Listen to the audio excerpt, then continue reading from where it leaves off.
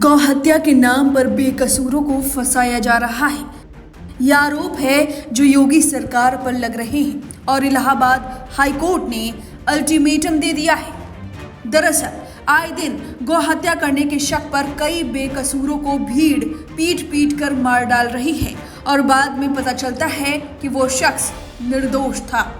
अब जरा सोचिए, एक शख्स को मौत दे दी गई बिना किसी दोष के, बिना किसी सुनवाई के, बिना किसी सबूत के। अभी हाल ही की घटना है। 27 अगस्त को गौमांस के शक में एक मुस्लिम युवक की भीड़ ने पीट पीट कर हत्या कर दी थी और अब इस मामले में रिपोर्ट सामने आई है जिसमें बीफ की पुष्टि नहीं हो पाई है और वो शख्स निर्दोष निकला। लेकिन वो शख्स अब इस दुनिया में है ही नहीं।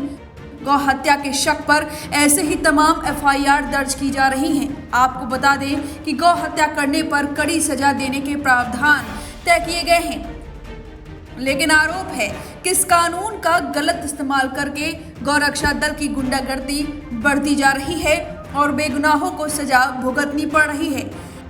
ऐसे बढ़ते मामलों को देखते हुए इलाहाबाद हाईकोर्ट ने योगी सरकार को फटकार लगाई है।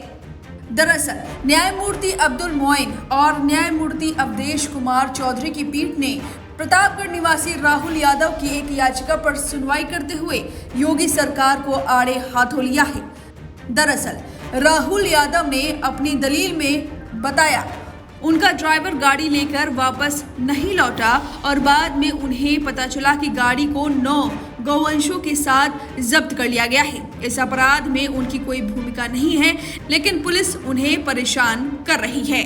दरअसल राहुल यादव के खिलाफ एफआईआर दर्ज हुई थी। उन पर पुलिस ने आरोप लगाए कि राहुल गौवंश को वध के लिए ले जा रहे थे।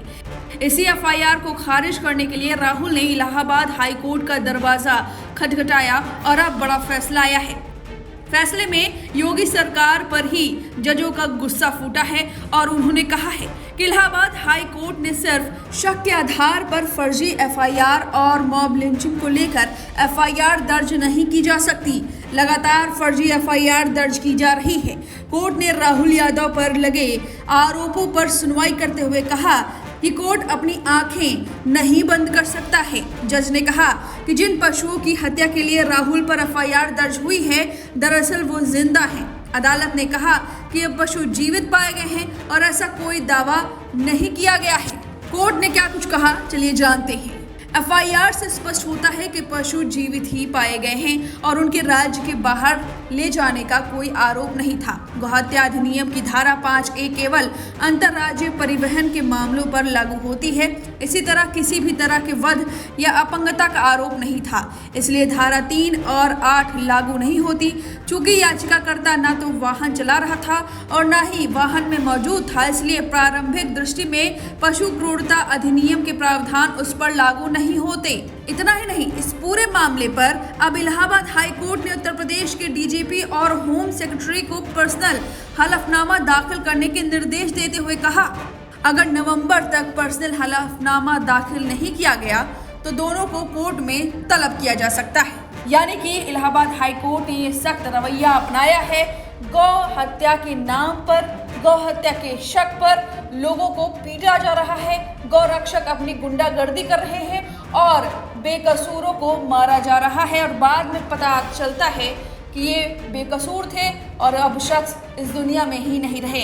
ऐसे मामले बढ़ते जा रहे हैं और अब इलाहाबाद हाई कोर्ट ने ये संज्ञान लिया है और यूपी सरकार को फटकार लगाते हुए उनके अधीन काम करने वाले अधिकारियों को हलफनामा जारी करने के निर्देश दिए हैं। अब कोर्ट के इस फैसले पर आपकी जो भी राय है हमें कमेंट करके जरूर बताएं।